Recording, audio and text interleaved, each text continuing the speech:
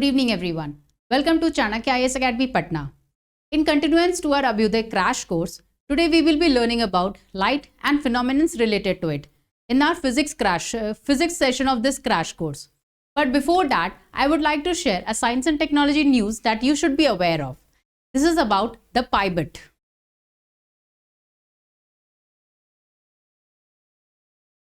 Now, there is a recent research from Korea Institute of Science and Technology that a humanoid robot can safely fly an airplane with advanced AI capabilities. Okay? So this research is very much significant from the perspective to transform, to advance our aviation sector. Now, this particular AI-enabled or AI inbuilt pi bit humanoid robot, what this can do, this will help realize or operate in a quick emergent situations. It will manage many of the cockpit operations or complex manuals, or it can help us understand the complexities of aviation or entire operations of the aeroplane. So this is important research that will help us transform the aviation sector. Okay, this was a current news for the day. Now let us move to our today's topic of physics, that is related to optics. Now, in optics we know that it is simply a branch of physics. ये physics का एक ऐसा branch है जिसमें हम light और उससे related behaviour, properties और जितने भी फिनोमिनन हैं उनके बारे में पढ़ते हैं. जैसे कि हमारे रिफ्रैक्शन है, रिफ्लेक्शन है, टोटल इंटरनल रिफ्लेक्शन है, डिफ्रैक्शन है, फोटो इलेक्ट्रिक इफेक्ट है. ये सारे टॉपिक्स जो हमें पढ़ने हैं या जिनके बारे में हम जानते हैं ये लाइट्स रिलेटेड फिनोमिनन, ये हम लोग पढ़ते हैं किसमें? ऑप्टिक्स के सेक्शन में. ठीक है ना. ऑप्टिक्स में ये तो क्लियर है, हम लोग लाइट के बारे में पढ़ते हैं. व्हाट लाइट इज एक्चुअली, हमने प्रीवियस वीडियोस में देखा था जिसमें हमने वेव्स का चैप्टर पढ़ा था. लाइट क्या था? It was an electromagnetic wave. Electromagnetic wave कैसे होते हैं? जिन्हें किसी मटेरियल मीडियम की ज़रूरत नहीं होती है ट्रैवल करने के लिए या किसी भी तरह के प्रोपोगेशन के लिए. वैसे वेव्स ऑपरेट करते हैं किस पे? इलेक्ट्रिक और मैग्नेटिक फील्ड में. ठीक है, होप यू रिमेंबर दैट. हमने वेव्स के चैप्टर में पढ़ा था कि light is an electromagnetic wave. और इसका नेचर कैसा होता है? इलेक्ट्रोमैग्नेटिक वेव है और इसका नेचर कैसा होता है? ट्रांसवर्स नेचर होता है. ट्रांसवर्स नेचर के बारे में हमने क्या पढ़ा था कि ट्रांसवर्स नेचर, जैसे हमने रिमेंबर किया था इसको क्या सिंबल से? ट्रांसवर्स का T, और इसका डायरेक्शन ऑफ प्रोपोगेशन क्या होगा? परपेंडिकुलर होगा, अपोजिट T, है ना. डायरेक्शन ऑफ प्रोपोगेशन क्या होगा? परपेंडिकुलर होगा. तो ट्रांसवर्स वेव्स कैसे होते हैं? जिनके पार्टिकल्स का मूवमेंट, जो वेव है जो उसके पार्टिकल का मूवमेंट कैसे हो रहा है? जो वेव जा रही है उसके डायरेक्शन में परपेंडिकुलरली हो रहा है. तो वैसे वेव्स को हम लोग क्या बोलते हैं? Transverse wave. तो light is both an electromagnetic as well as a transverse wave. Okay, and although light has a dual nature, ये हमें पता होना चाहिए कि लाइट जिसके बारे में हम पढ़े उसके दो तरह के नेचर है. एक पार्टिकल वेव में वो ऑपरेट करता है और एक वेव का नेचर है. ठीक है, एक पार्टिकल है और एक वेव है. लेकिन क्लासिकल अप्रोच जो है फिजिक्स में हम क्लासिकल अप्रोच की बात करते हैं, प्रीवियस साइंटिफिक अप्रोच की बात करते हैं, तो उसमें हम लाइट के वेव नेचर के बारे में बात करते हैं. ठीक है, और ये जितने फिनोमिनन हैं हमारे लाइट से रिलेटेड वो लाइट के वेव नेचर पे डिपेंड करते हैं. Okay, this is clear.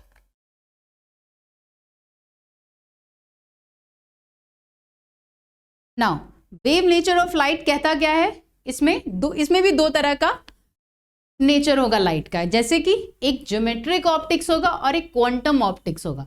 Geometric optics मतलब जिसमें हम लोग ज्योमेट्रिक ऑप्टिक्स जो रे ऑप्टिक्स है, हमारा बेसिक रे ऑप्टिक्स जो है वो है हमारा ज्योमेट्रिक ऑप्टिक्स. ठीक है, और क्वांटम ऑप्टिक्स क्वांटम पार्टिकल्स पे ऑपरेट करता है. क्वांटम पार्टिकल्स का क्या बोलते हैं? फोटॉन्स बोलते हैं ना. Quantum mechanics, quantum physics photons पे ऑपरेट करते हैं. ठीक है, तो ज्योमेट्रिक ऑप्टिक्स में क्या होता है?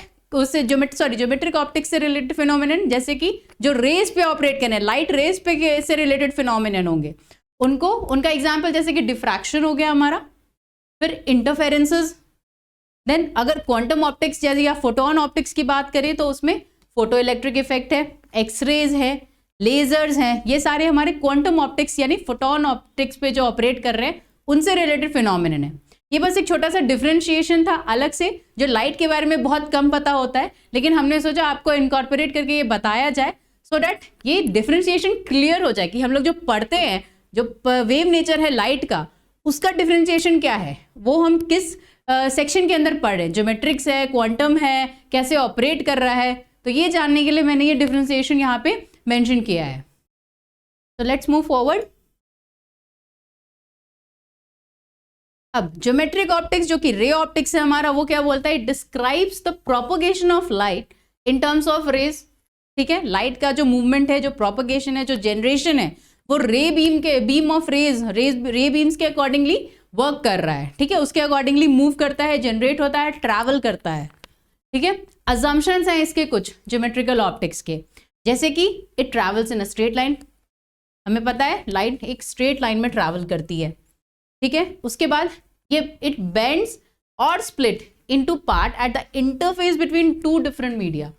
कोई भी लाइट रेज जब या कोई भी रेज जब ट्रैवल कर रही है, ऑब्वियस है वो एक मीडियम से दूसरे मीडियम में जाएगी, सॉलिड से लिक्विड में, लेकिन रेयर से डेंसर मीडियम में, डेंसर से रेयर में, इस तरह ट्रैवल करती है। हमेशा उसका एक जैसा मूवमेंट तो होता नहीं है, अकॉर्डिंगली चीज़ें बदलती रहती है, एटमॉस्फेयर में बदलती रहती हैं, किसी पर्टिकुलर मटेरियल में बदलती रहती है, उसका मीडियम बदलता रहता है, उसकी डेंसिटी बदलती रहती है, वॉल्यूम बदलती रहती है।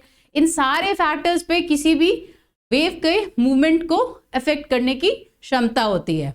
ठीक है, तो लाइट जब एक मीडियम से दूसरे मीडियम में जाता है, इंटरफेस से चेंज होता है, जैसे कि यहाँ पे आप यहाँ से देखो, लाइट एक स्ट्रेट लाइन में एक इंटरफेस पे ट्रैवल कर रहा है, वो यहाँ से आ रही है अगर लाइट, तो जैसे ही वो मीडियम चेंज होता है वो स्प्लिट कर जाती है, ये एक हुआ, स्प्लिट करती है। फिर अगर सपोज इधर से आ रही है तो हो सकता है वो इस साइड बेंड कर जाए, रिफ्लेक्ट कर जाए, रिफ्रैक्ट कर जाए। ठीक है, तो ये बेंड कर सकती है मीडियम में चेंज होने, हो सकता है ये रेयर से डेंसर मीडियम में तो स्प्लिट कर गया, हो सकता है ये डेंसर से रेयर मीडियम में गया तो बेंड कर गया। ठीक है, ऐसी पॉसिबिलिटीज, ऐसी प्रोबेबिलिटीज हो सकती हैं लाइट के या किसी भी वेव नेचर के जो मूवमेंट है उनके ट्रैवल करने पे।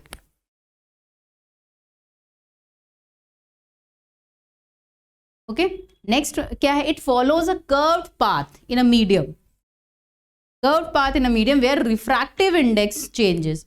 अब रिफ्रैक्टिव इंडेक्स क्या है, ये लाइट की वेलोसिटी का रेशियो है।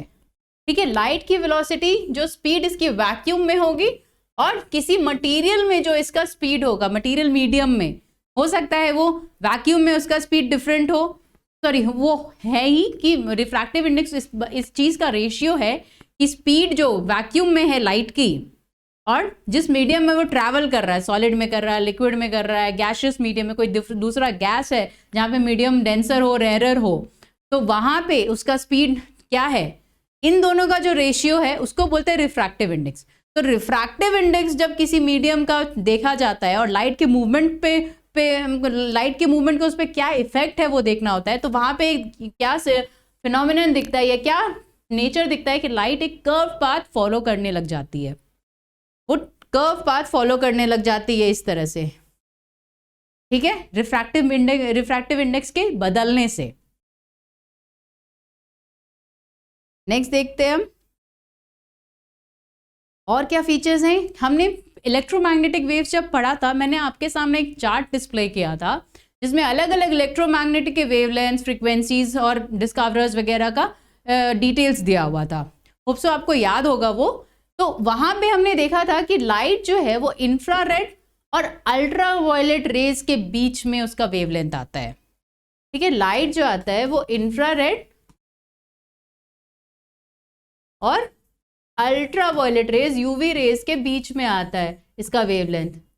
ठीक है, जिसमें इंफ्रारेड का वेवलेंथ इससे बड़ा होता है, इससे ज्यादा होता है, और अल्ट्रा वायलेट रेज का वेवलेंथ इससे कम होता है। ठीक है, नेक्स्ट देखते हैं इसका वेवलेंथ का रेंज क्या है। अगर एंगस्ट्रॉम में देखें तो 3900 टू 7800 एंगस्ट्रॉम है, और अगर मीटर्स में देखें तो 4 × 10⁷ to 7 into 10 to the power minus 7. Sorry, 4 into 10 to the power minus 7 and 7 into 10 to the power minus 7 metres है.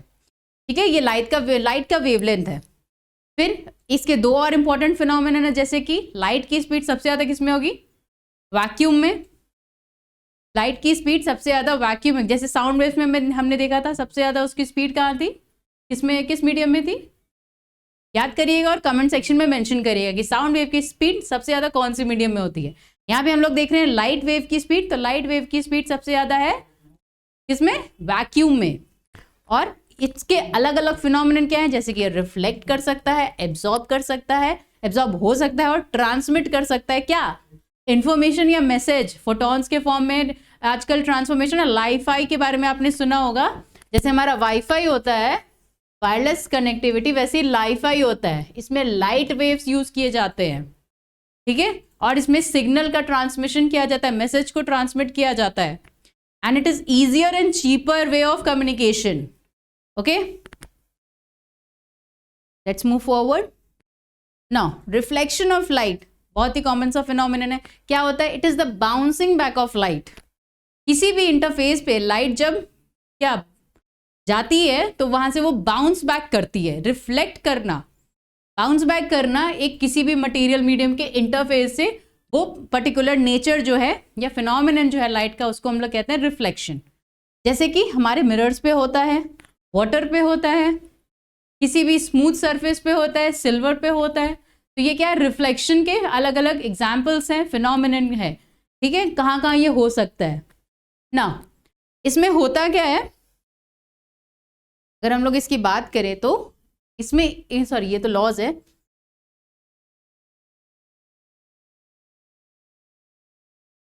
इसमें जो रिफ्लेक्शन हो रहा है, बाउंसिंग बैक हो रहा है लाइट वेव्स का, लाइट का ऐसे ही अगर यहाँ से कोई लाइट आ रही है तो ये इधर रिफ्लेक्ट हो जा रही है.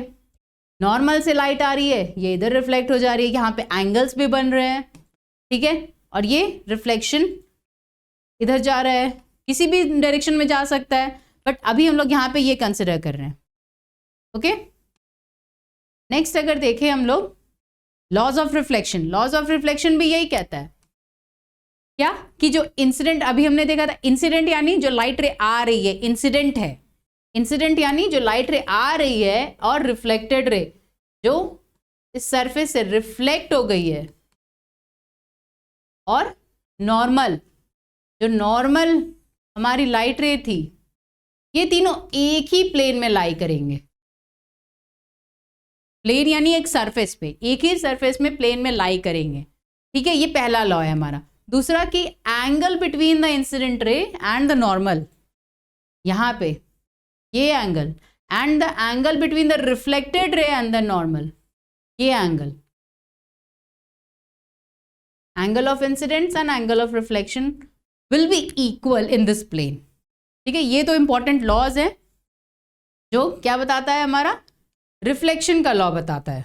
यहाँ पे हमने देखा ये इंसिडेंट रे है, ये रिफ्लेक्टेड रे है, ये हमारा एंगल ऑफ रिफ्लेक्शन है, ये हमारा एंगल ऑफ इंसिडेंस है, और ये हमारा नॉर्मल है. एक देखो पहला लॉ क्या कह रहा है, ये तीनों एक प्लेन में है. और दूसरा लॉ क्या कह रहा है, ये वाला एंगल, इंसिडेंस एंगल और reflection angle, both will be equal. ठीक है, क्लियर है ना. रिफ्रैक्शन, रिफ्रैक्शन ऑफ लाइट मतलब इसमें ये एक फिनोमेनन है जिसमें बेंडिंग ऑफ लाइट रेज होता है. लाइट रेज बेंड करती हैं कब? किसी ओरिजिनल पाथ से. कब? जब एक मीडियम से दूसरे मीडियम में जाती हैं.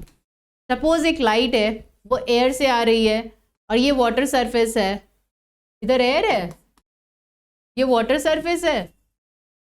तो यहाँ आके जब ये बेंड कर इधर वाटर सरफेस में आके अपना पाथ चेंज करती है, ओरिजिनल पाथ तो ये है ना इसका, यहाँ तक जान ऐसे आना चाहिए इसे, बट ये पाथ चेंज करके इधर डाइवर्ट हो गई है.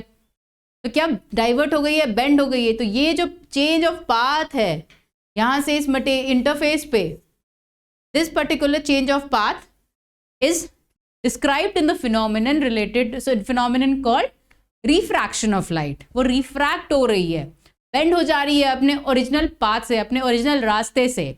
ठीक है, नाउ ये कहता क्या है, when a light ray passes from one transparent medium, air is also transparent, to another it gets deviated from its original path. ठीक है, हमने डेविएशन देखा किस तरह से हो रहा है, ऐसे आ रही है और इधर डेविएट हो गई, ऐसे आ रही है, इधर डेविएट हो गई, ऐसे आ रही है, इधर डेविएट हो गई। ये जो डेविएशन है अपने ओरिजिनल पाथ से, उसी को हम लोग कहते हैं रिफ्रैक्शन ऑफ लाइट। ठीक है, now it is at the crossing the interface of two medium. दो मीडियम के इंटरफेस पे ये जो क्रॉस करती है वो है हमारा रिफ्रैक्शन का फिनोमिनन। क्लियर है? अब इसमें दो चीजें हैं, क्या कि जब लाइट ट्रैवल करेगी रेयरर से डेंसर मीडियम में, रेयरर मीडियम जिसकी डेंसिटी कम है और डेंसर मीडियम जिसकी डेंसिटी ज़्यादा है। Obviously density is mass per unit volume. तो लाइट जो है वो नॉर्मल की तरफ बेंड करेगी।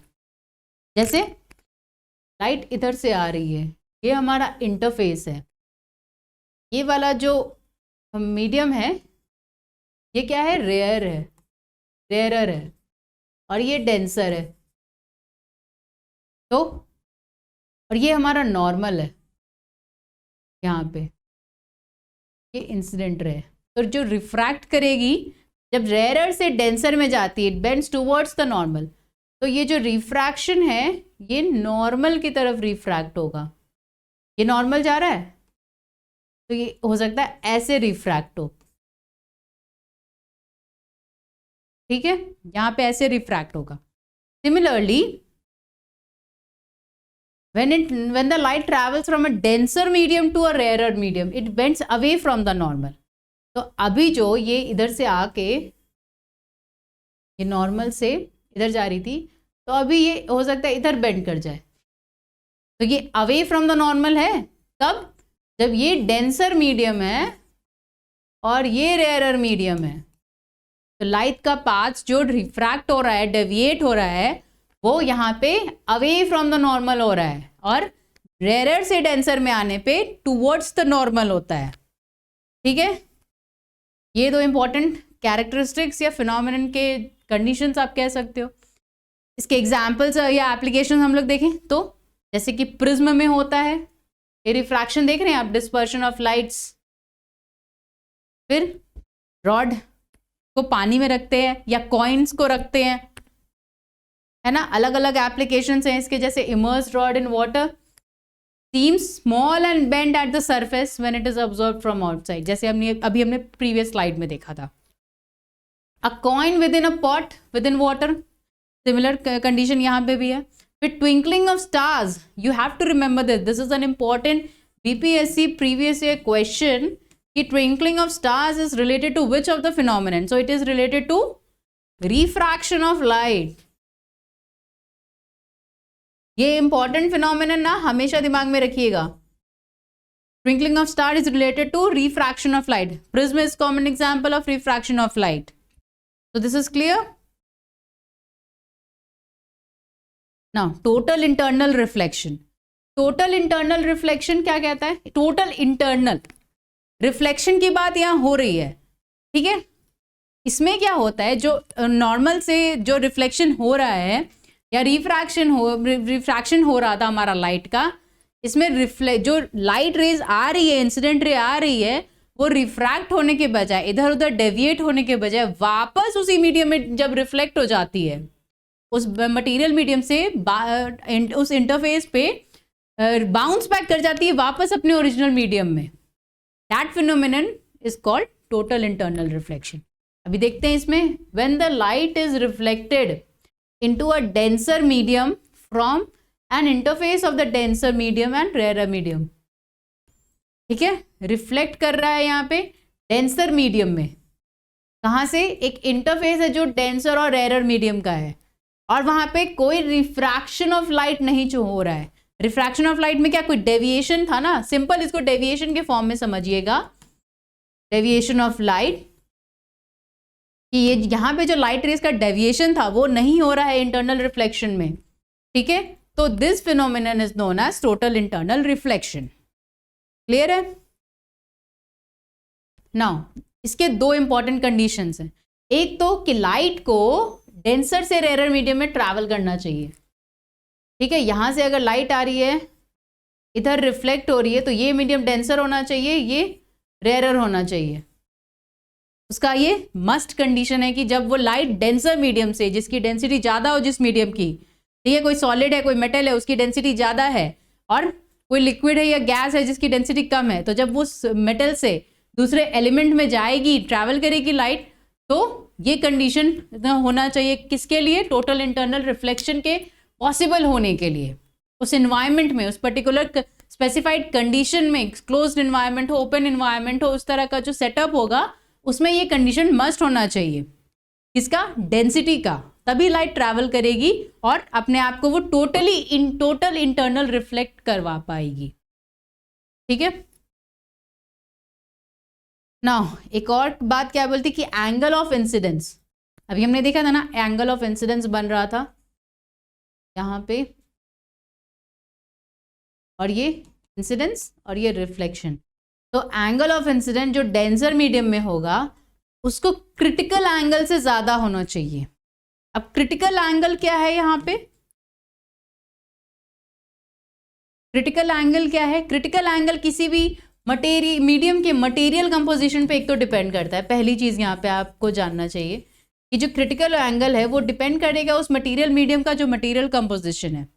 ठीक है। दूसरा कि वो एंगल है जिसमें angle of incidence, angle of reflection को, एंगल ऑफ रिफ्लेक्शन जो बनाता है वो 90 डिग्री पे हो, तब वो क्रिटिकल एंगल कहलाता है। ठीक है। तो यहाँ पे क्या कह रहा है कि एंगल ऑफ इंसिडेंस जो है वो डेंसर मीडियम का क्रिटिकल एंगल से should be greater than the critical angle, यानी 90 डिग्री से ज्यादा होना चाहिए यहाँ पे एंगल ऑफ इंसिडेंस। ठीक है। नेक्स्ट इसके कुछ एप्लीकेशंस अगर हम लोग देखें तो टोटल इंटरनल रिफ्लेक्शन बहुत ही कॉमन है, उसके बहुत सारे एप्लीकेशंस अवेलेबल है आपके डेली यूज में। जैसे कि ऑप्टिकल फाइबर्स में, ऑप्टिकल फाइबर्स में क्या होता है, ये एक ट्रांसमिशन मीडियम की तरह यूज होता है। किस लिए? टेलीकम्युनिकेशन सिग्नल्स और इमेजेस को भेजने के लिए एंडोस्कोप्स में। ठीक है। दूसरा ऑटोमोटिव रेन सेंसर्स। कहाँ मिलते हैं ऑटोमोटिव रेन सेंसर्स? व्हीकल्स में, 4 व्हीलर व्हीकल्स में, जैसे कि हमारे कार है, ट्रक है। ठीक है। वहां पे ऑटोमोटिव रेन सेंसर्स होते हैं जो कि टोटल इंटरनल रिफ्लेक्शन पे काम करते हैं। और ये क्या करते हैं? ये it controls automatic windscreen wipers. बारिश होती है तो ऑटोमेटिक स्क्रीन वाइपर्स आ जाते हैं ना, उन बारिश के रेन ड्रॉप्स को साफ करने के लिए। तो वहां पे क्या इंटरनल रिफ्लेक्शन का काम हो रहा है। ठीक है। तो यहाँ पे इसका एक एप्लीकेशन है। फिर प्रिज्म का एक कॉमन एप्लीकेशन है, लेकिन प्रिज्म का एप्लीकेशन तो रिफ्रैक्शन है ना, प्रिज्म में तो रिफ्रैक्शन ऑफ लाइट हो रहा है। तो यहाँ इंटरनल रिफ्लेक्शन में कैसे? उसी प्रिज्म का जो रिफ्रैक्शन है उसको जब हम लोग बाइनोक्यूलर्स में लेते हैं, बाइनोक्यूलर्स किस लिए काम आता है? छोटी चीजों को बड़ा करके देखने के लिए, है ना। तो प्रिज्म को बाइनोक्यूलर्स में जब हम देखते हैं तो इरेक्ट इमेजेस फॉर्म हो, उसके लिए टोटल इंटरनल रिफ्लेक्शन यूज किया जाता है। ठीक है। फिर कुछ मल्टी टच स्क्रीन्स हैं जो टोटल इंटरनल रिफ्लेक्शन यूज करती हैं। किस लिए? मल्टीपल टारगेट्स को सिलेक्ट करने के लिए। क्लियर है। Next, optical fingerprinting devices. Optical fingerprinting device जिसमें इंक यूज नहीं होता है, ऑप्टिकल फिंगरप्रिंटिंग डिवाइसेस जिसमें इंक यूज नहीं हो रहा है, वैसे fingerprinting devices total internal reflection की मदद से फिंगरप्रिंट्स को एक्सेस करते हैं। ठीक है। फिर bright shining of diamonds, prism की तरह, जिसमें जिस तरह प्रिज्म में रिफ्रैक्शन होता है उसी तरह डायमंड्स में टोटल इंटरनल रिफ्लेक्शन होता है। देखा है ना, कोई भी डायमंड में इंटरनली वो रिफ्लेक्ट करते हैं, उसके जो लाइट बीम्स, लाइट रेज उस पर पड़ती हैं तो। ठीक है। फिर mirage formation. Mirage formation is a very common and very important example as well as a BPSC previous year question related to total internal reflection. but mirage formation में एक और phenomenon है। मिराज फॉर्मेशन में रिफ्रैक्शन भी हो रहा है और रिफ्लेक्शन भी हो रहा है। ये दोनों phenomenon है रिफ्लेक्शन ऑफ, जो कि मिराज को फॉर्म करता है टोटल इंटरनल रिफ्लेक्शन से जो लाइट का एयर में हो रहा है, और रिफ्रैक्शन, ये दोनों फिनोमिनन मिलके मिराज फॉर्मेशन करते हैं। कहाँ करते हैं? डेजर्ट्स में करते हैं। ये एक इंपॉर्टेंट बीपीएससी प्रीवियस क्वेश्चन भी था। नाउ आज के सेशन में हमने लाइट से लाइट, उसके नेचर, उसके कुछ कैरेक्टरिस्टिक्स, उसका वेवलेंथ के बारे में देखा।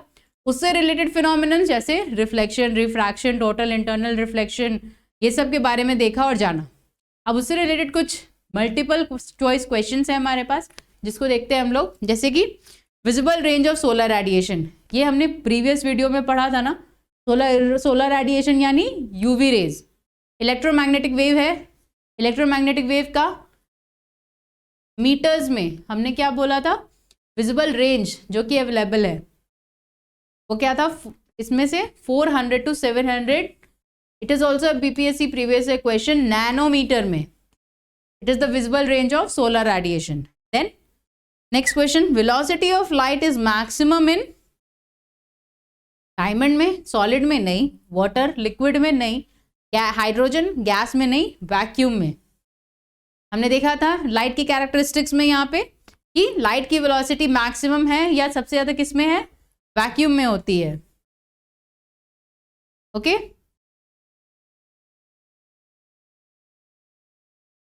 तो that was all for today. Hope कि आपको समझ में आ रहा होगा, और आप जो भी है हमारे वीडियोस जितने भी थीम्स अभी तक कवर हो चुके हैं हमारे क्रैश कोर्स में, अभ्युदय क्रैश कोर्स में, उसको आप रेगुलरली फॉलो कर रहे होंगे और अपने प्रेपरेशन को इसके अकॉर्डिंग स्ट्रीमलाइन कर रहे होंगे। ठीक है, तो अकॉर्डिंगली सिर्फ वीडियोस देखते मत रहिए, प्रीवियस क्वेश्चंस और एमसीक्यूज को साथ साथ सॉल्व भी करते रहिए। This is very much important at this very critical juncture और critical point of your BPSC prelims examination. So that was all for today. Thank you.